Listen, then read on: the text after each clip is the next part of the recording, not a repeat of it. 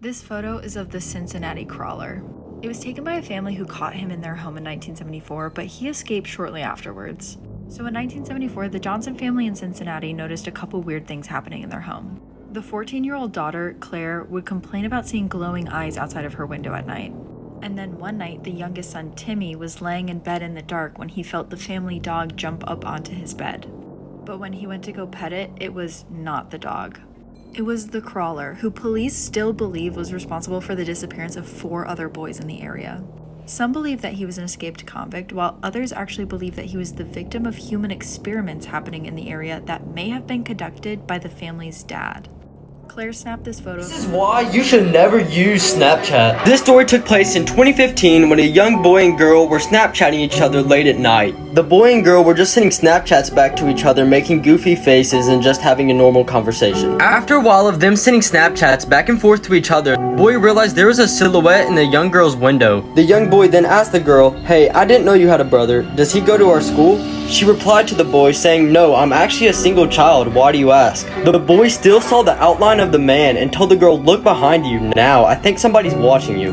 Right when the young girl turned around, she saw the man staring at her. The young girl screamed as loud as she could and ran straight to her parents' room. When the parents went into the young girl's room, the window was completely shattered and the only thing left was a note on her bed. The note said, "See, this is what happens when you talk to other boys." The man who did this tragedy was never to be found. This man in your dreams, I have some bad news. So this is Hatman, and he is one of the most commonly seen sleep paralysis demons in the entire world. And here's how you know if you're about to see him. First, you'll wake up in the middle of the night and you won't be able to move at all. Like you'll feel completely paralyzed. Next, you'll feel a crushing feeling on your chest like something is sitting on it. And when this happens, it's going to be very hard to breathe. And at that point, there's nothing you can do. That's when Hatman comes into your room. Many doctors believe that Hatman is just a fragment of people's imaginations, but a lot of people think that he's shown up in photos like this one, or this eerie one that was taken on the day of these women's mother's funeral.